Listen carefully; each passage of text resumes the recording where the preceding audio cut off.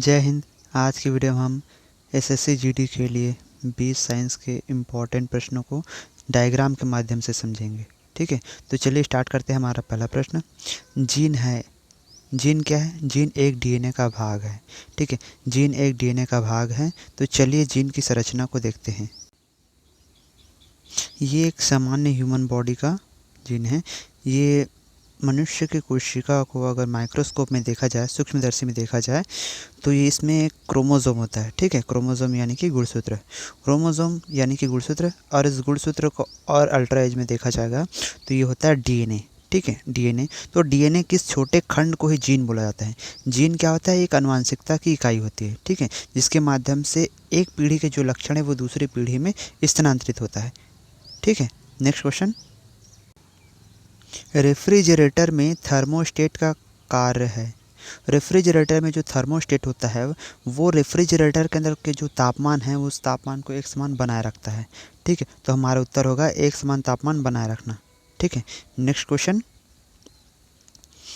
आँख में नेत्रदान के लिए नेत्रदान में आँख का कौन सा भाग प्रयुक्त होता है? तो नेत्रदान में आँख का कॉर्निया वाला भाग प्रयुक्त होता है। तो चलिए देखते हैं नेत्र का डायग्राम। ये जो संरचना है वो नेत्र का एनाटॉमी यानी कि बाहरी संरचना, और ये जो संरचना है वो नेत्र का आंतरिक संरचना है। ठीक है, तो इसमें नेत्रदान में इस पूरे नेत्र गोलक को दान में नहीं दिया जाता। ठीक है, इस पूरे नेत्रदान में उसको दान में नहीं दिया जाता। तो दान में क्या दिया जाता है? तो ये जो कॉर्निया है उसको कॉर्निया को दान में दिया जाता है। ठीक है, कॉर्निया को दान में दिया जाता है। कॉर्निया क्या होता है? ये आँख के अंदर की जो बाहरी संरचना, आँख की जो बाहरी संरचना है। ठीक है, बाहरी संरचना में एक पतली झिल्ली होती है, पतली पारगम्य झिल्ली होती है, जिसमें किसी भी प्रकार का कोई भी ब्लड वेसल्स नहीं पाया जाता। तो इसी को ही डॉक्टर नेत्रदान में कॉर्निया को निकाल कर दान में देते हैं। ठीक है, दूसरा भाग होता है आइरिस। आइरिस ये जो आपको रंगीन दिखाई दे रहा है ये आइरिस होता है। ठीक है, ये जो आँखों को कलर प्रदान करता है।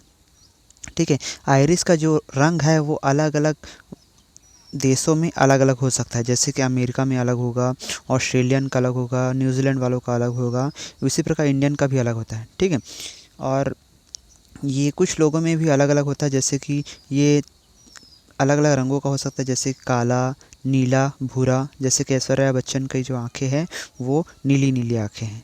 ठीक है, उसके बाद तीसरा जो पॉइंट होता है वो प्यूपिल होता है। ठीक है, आइरिस के बाद तीसरा जो पॉइंट होता है ये प्यूपिल होता है। ठीक है, प्यूपिल क्या होता है? एक 2 मिलीमीटर का, ठीक है, इसका व्यास जो होता है 2 मिलीमीटर का होता है और काले रंग का होता है। ये खिड़की का कार्य करता है आँखों में। आँखों में प्रवेश करने वाले जो प्रकाश इसी माध्यम से जाते हैं। ये जो प्यूपिल होता है, प्यूपिल क्या होता है? तेज़ रोशनी में सिकुड़ जाता है और जो अंधकार में ये फैल जाता है। अंधकार में इसलिए फैल जाता है क्योंकि अधिक से अधिक प्रकाश को ये आँखों के अंदर प्रवेश करने देता है, जिससे हमें जो चीज़ें हैं वो दिखाई दे। ठीक है, और तेज़ रोशनी में सिकुड़ जाता है। ऐसा इसलिए होता है क्योंकि अत्यधिक प्रकाश हमारे आँखों के अंदर प्रवेश करता है, जिसकी वजह से चकाचौंध छा जाता है। ठीक है, ये जो आइरिस होता है, ये जो काला रंग का होता है आइरिस, वो क्या करता है? प्रकाश को अधिक से अधिक ऑब्जॉर्व करता है या अवशोषित करता है। उसके बाद जो चौथा पॉइंट होता है वो होता है ये लेंस। ठीक है, लेंस क्या होता है कि मानव की जो आँख में एक मुलायम मोटा उत्तल लेंस होता है। ठीक है, इस उत्तल लेंस का कार्य क्या होता है कि प्रकाश को अंदर प्रवेश करने देता है और इसी के माध्यम से होकर के प्रकाश रेटिना पर पड़ता है। ठीक है, और ये जो लेंस होता है, लेंस को दोनों साइड से सिलियरी मसल्स जो है पकड़ के रखती हैं।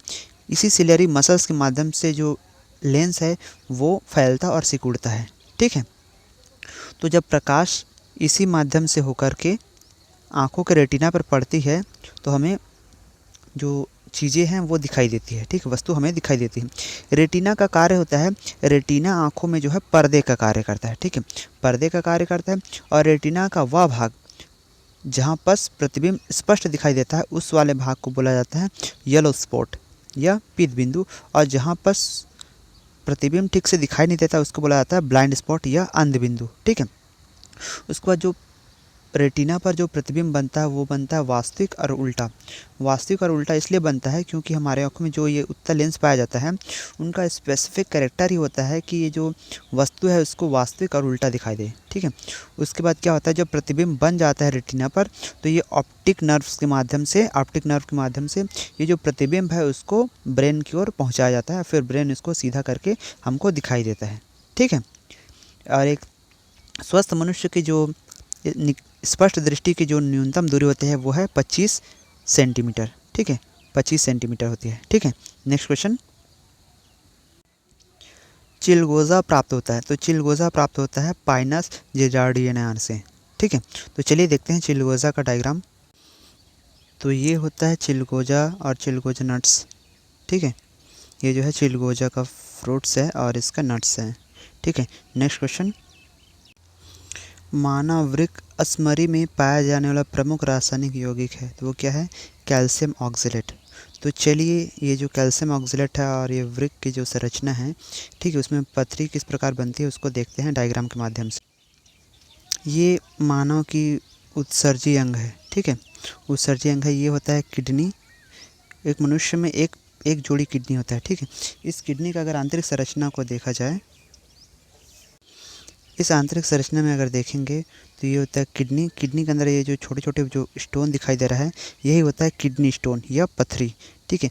ये क्या होता है, यूरेटर से होते हुए यहाँ पर फंस जाता है, ठीक है। यूरेटर यानी कि मूत्रनली, ठीक है, या मूत्रवाहिनी बोल दिया जाता है, ठीक है। तो यहाँ पर आकर फंस जाता है और यही जो किडनी स्टोन है वो बनाता है कैल्शियम ऑक्जेलेट का, ठीक है। नेक्स्ट क्वेश्चन, किसी मनुष्य के शरीर का सामान्य तापक्रम होता है, तो मनुष्य के शरीर का जो सामान्य तापक्रम होता है वो होता है 98.6 डिग्री फ़ारेनहाइट, ठीक है, 98.6 डिग्री फ़ारेनहाइट, ठीक है। नेक्स्ट क्वेश्चन,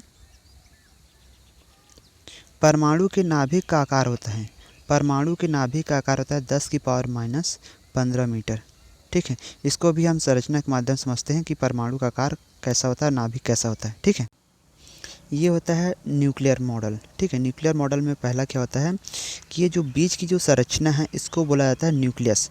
इसमें क्या क्या होता है, इसमें होता है प्रोटॉन और न्यूट्रॉन। प्रोटॉन में क्या होता है, प्रोटॉन में प्लस चार्ज होता है और न्यूट्रॉन में किसी भी प्रकार का कोई अवयव नहीं होता है, ठीक है। तो एक परमाणु की जो संरचना है उसमें इलेक्ट्रॉन, प्रोटॉन और न्यूट्रॉन तीन होते हैं। ये जो हरे कलर में आपको जो डॉट दिखाई दे रहा है ये होता है इलेक्ट्रॉन। इस इलेक्ट्रॉन में क्या होता है, ऋण आवेश होता है, ठीक है, ऋण आवेश होता है। और प्रोटॉन में प्लस आवेश होता है, प्लस चार्ज होता है प्रोटॉन में, और न्यूट्रॉन में किसी भी प्रकार का कोई भी चार्ज नहीं होता है। और ये इसी न्यूक्लियस के चारों ओर ये जो इलेक्ट्रॉन है वो चक्कर लगाते रहते हैं, ठीक है। नेक्स्ट क्वेश्चन, किस भारी धातु की विषमता यकृत सिरोसिस पैदा करता है, यानी कि लीवर सिरोसिस पैदा करने के लिए कौन सी इसमें धातु जो जिम्मेदार होता है, तो वो होता है कॉपर, ठीक है। कॉपर का जो सिंबल होता है वो होता है Cu, ठीक है, रासायनिक फार्मूला। और जो लेड का होता है, लेड का सूत्र होता है Pb यानी कि प्लम्बम। और मरकरी का होता है Hg यानी कि पारा, ठीक है। उसी प्रकार जो जिंक का जो सिंबल होता है, जो चिन्ह होता है वो होता है Zn, ठीक है। तो अब देखते हैं यकृत सिरोसिस यानी कि लीवर सिरोसिस क्या होता है, इसको डायग्राम के माध्यम से, ठीक है। तो ये है स्टेज ऑफ लीवर डैमेज। जो लीवर सिरोसिस होता है वो उसका प्रोसेस, वो चक्रण कैसे होता है, तो एक हेल्दी या सामान्य लीवर होता है। लीवर क्या होता है, यकृत जो मानव शरीर की सबसे बड़ी ग्रंथि है, ठीक है। इसका वजन लगभग 1.5 किलोग्राम होता है, ठीक है। ये शरीर की सबसे बड़ी ग्रंथि है। और ये लीवर क्या होता है, लीवर को बोला जाता है रासायनिक कारखाना, मनुष्य के शरीर का रासायनिक कारखाना। यहीं पर लीवर के अंदर में ही अमोनिया को यूरिया में बदलने की जो प्रोसेस है वो यहीं पर संपन्न होता है। ये एक हेल्दी लीवर है। हेल्दी लीवर होने के बाद इसमें क्या हो जाता है कि ये फैटी लीवर में चेंज हो जाता है। क्यों, क्योंकि लीवर सिरोसिस एक डिसीज़ है उसके चलते, ठीक है। फिर ये जो लीवर है वो बढ़ने लगता है। क्यों बढ़ने लगता है, क्योंकि डिपॉजिट ऑफ फैट इसमें बहुत ज़्यादा जमा होना स्टार्ट हो जाता है, ठीक है। उसकी वजह से बढ़ जाता है, फिर इसमें स्वेलिंग हो जाती है, ठीक है। तो ये क्या है, लीवर सिरोसिस का प्रोसेस है, ठीक है। आप देखते हैं नेक्स्ट क्वेश्चन। तो ये लीवर सिरोसिस जो होता है कॉपर की वजह से होता है, ठीक है। नेक्स्ट क्वेश्चन, वायुमंडल कई प्रकार की गैसों के मिश्रण से बना है। पृथ्वी के नज़दीक वायुमंडल में मुख्यतः पाई जाती हैं। तो कौन सी गैसें पृथ्वी के जो वायुमंडल है उसके नज़दीक पाया जाता है? तो वो है नाइट्रोजन और ऑक्सीजन। तो चलिए इसका भी देखते हैं कि इनका जो अनुपात है वो किस अनुपात में होता है या कितने प्रतिशत होता है वायुमंडल में ये सभी गैसें। वायुमंडल का जो संगठन है, ठीक है, यानी कि वायुमंडल में कौन कौन सी गैसें पाई जाती हैं और कितनी मात्रा में पाई जाती है वो उसको दर्शाया गया है। तो सबसे अधिक जो गैसें पाई जाती है वो है नाइट्रोजन। नाइट्रोजन गैस ये पाया जाता है 78, इसको एवरेज माना जाता है 78%, ठीक है। तो 78% सबसे ज़्यादा इसी का होता है, ठीक है, नाइट्रोजन का। उसका दूसरा सबसे ज़्यादा होता है वेटेज, वो होता है ऑक्सीजन का। ऑक्सीजन का होता है 21%, ठीक है, इसको 21%, लेकिन एवरेजन इसमें 20% आप मान सकते हो, ठीक है। उसका तीसरा जो सबसे ज़्यादा वेटेज होता है वो होता है आर्गन का। आर्गन जिसका सिंबल होता है AR, ये इसका होता है 0.93%। उसके बाद चौथा जो वेटेज होता है वो होता है कार्बन डाइऑक्साइड का, ठीक है, यानी कि CO2 का, ठीक है। तो ये वायुमंडल में अलग अलग जो गैसें हैं उसकी जो मात्रा है वो कितनी मात्रा पाई जाती है, ठीक है, उनका कार्य है। और ये जो नाइट्रोजन है वो क्या काम आता है? नाइट्रोजन कहाँ पर यूज़ होता है? तो नाइट्रोजन जो होता है फूड सामग्री को स्टोर करने के लिए या फूड सामग्री को अधिक समय तक बचाए रखने के लिए, जैसे कि कुरकुरे हो गया या कोई भी पैकेजिंग वाला काम होता है, उसी में ना नाइट्रोजन गैस भरा जाता है, ठीक है। ऑक्सीजन एक प्राणवायु गैस है, ठीक है, सब जानते हैं। आर्गन का उपयोग जो होता है, आर्गन का उपयोग होता है विद्युत बल्बों में किया जाता है, ठीक है। और जो ये कार्बन डाइऑक्साइड गैस है इसको ग्रीन हाउस गैसेस भी कहा जाता है, ठीक है। नेक्स्ट क्वेश्चन, पृथ्वी का पलायन वेग कितना होता है? तो पृथ्वी का पलायन वेग होता है, पृथ्वी का जो पलायन वेग होता है वो होता है 11.2 किलोमीटर पर सेकेंड, ठीक है। पलायन वेग क्या होता है? वह वेग होता है, पलायन वेग ये वह वेग होता है, वह न्यूनतम वेग होता है जिसके जितने स्पीड से अगर कोई वस्तु या कोई पिंड को ऊपर की ओर उछाला जाए तो वापस धरती की सतह पर वापस नहीं आता, वो पृथ्वी के जो वायुमंडल उसको पार करके अंतरिक्ष में चला जाता है, ठीक है। इसको बोला जाता है पलायन वेग। तो धरती के लिए पलायन वेग कितना होता है? तो वो होता है 11.2 किलोमीटर पर सेकेंड, ठीक है। नेक्स्ट क्वेश्चन, इस्पात या आयरन की वस्तु में जिंक की पतली परत में जो लेपन किया जाता है उसको क्या बोला जाता है? तो उसको बोला जाता है गैल्वेनाइजेशन। तो यहाँ पर गैल्वेनाइजेशन तो नहीं दिया है, तो शुद्ध हिंदी में दिया है यसद लेपन, ठीक है।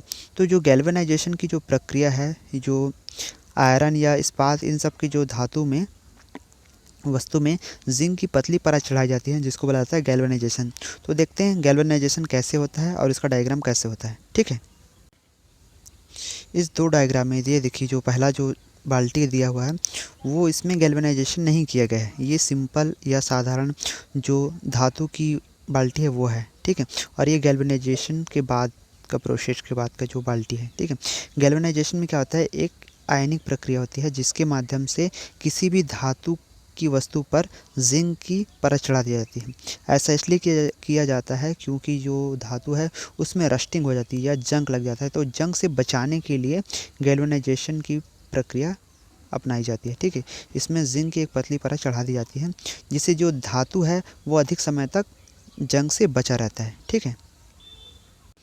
नेक्स्ट क्वेश्चन, निम्न में से कौन एक मानव निर्मित धान्य है? मानव निर्मित धान्य जो है ट्रिटिकल है, ठीक है। मानव निर्मित धान्य जो है ट्रिटिकल है। जैसे धान का होता है ओराइजा सटाइवा, ये उसका बॉटनिकल नेम होता है। और ये जो जिया मेज है वो होता है पिया का, ठीक है, या मटर का। और मटर का होता है पाइसम सटाइवम। टेट्रिकम वल्गैर जो होता है वो गेहूं का बॉटनिकल नेम होता है, ठीक है। हार्डियम वल्गैर जौ का होता है, ठीक है। नेक्स्ट क्वेश्चन, सबसे अधिक विद्युत ऋणात्मक तत्व है? तो सबसे अधिक विद्युत ऋणात्मक तत्व जो है वो होता है फ्लोरीन का, ठीक है। तो चलिए पीरियोडिक टेबल के माध्यम से बताते हैं फ्लोरीन क्या होता है। ये है मॉडर्न पीरियोडिक टेबल। इस मॉडर्न पीरियोडिक टेबल को दिया था मोज़ले ने, ठीक है, हेनरी मोज़ले ने, ठीक है। तो इस प्रकार जो चलता है उसको बोला जाता है पीरियड, और इस प्रकार जो ऊर्ध्वाधर होता है उसको बोला जाता है ग्रुप्स, ठीक है। तो जो क्लोरीन फ्लोरीन ब्रोमीन है वो किस ग्रुप में है? तो वह है 17 ग्रुप में। ये जो 17 ग्रुप में है उसमें है, ठीक है। ये 17 ग्रुप को क्या बोला जाता है? Halogen groups. तो सबसे पहला हेलोजन क्या है? वो है फ्लोरीन। ये नेगेटिव होता है, ठीक है। इसमें सभी में चार्जेस जो होता है नेगेटिव होता है, ठीक है। तो सबसे अधिक विद्युत ऋणात्मक कौन है, तो वो है फ्लोरीन। उसके बाद क्या है, उसके बाद है क्लोरीन, फिर ब्रोमीन और उसके बाद आयोडीन। तो इस प्रकार की जो प्रोसेस है उसको बोला जाता है विद्युत ऋणात्मक, ठीक है। तो चलिए देखते हैं। तो इसमें है लिथियम। लिथियम क्या होता है, लिथियम सबसे हल्की धातु होती है, ठीक है, लिथियम। और जो ये जो सोडियम है, सोडियम बहुत ही ज़्यादा ज्वलनशील धातु है, हाईली रिएक्टिव, ठीक है, बहुत जल्दी क्रिया कर लेता है। और फ्लोरीन दूसरा सबसे अधिक विद्युत ऋणात्मक तत्व है, ठीक है। लिथियम का प्रतीक होता है Li, सोडियम का होता है Na, फ्लोरीन का होता है F और क्लोरीन का होता है Cl, ठीक है। नेक्स्ट क्वेश्चन,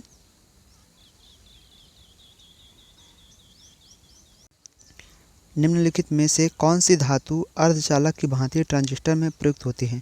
तो ट्रांजिस्टर में जो अर्धचालक के रूप में प्रयोग होता है वो होता है जर्मेनियम, ठीक है। जर्मेनियम जो होता है अर्धचालक के रूप में प्रयुक्त होता है। और ये जो तांबा है, कॉपर, जिसका प्रतीक होता है Cu, कॉपर क्या होता है, कॉपर एक मेटल है, ठीक है। कॉपर एक धातु है। धातु का जो गुण होता है वो धातु गुण होता है कठोर, तन्यता और उसमें धात्विक चमक होती है। लेकिन अपवाद स्वरूप है ग्रेफाइट। ग्रेफाइट एकमात्र ऐसी धातु है जो विद्युत के सुचालक होते हैं, ठीक है।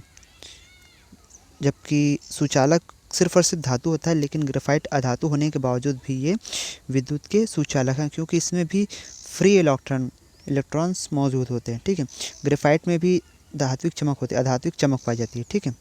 और जो विद्युत का सबसे अच्छा सुचालक होता है वो होता है चांदी, ठीक है। इसका फॉर्मूला होता है Ag, ठीक है। नेक्स्ट क्वेश्चन,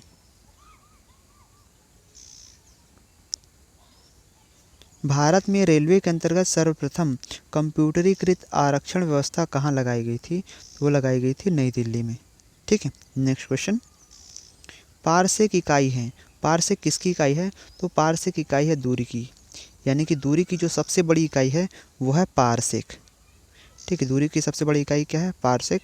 और दूरी की एक इकाई होती है जिसको बोला जाता है प्रकाश वर्ष, ठीक है। Next question,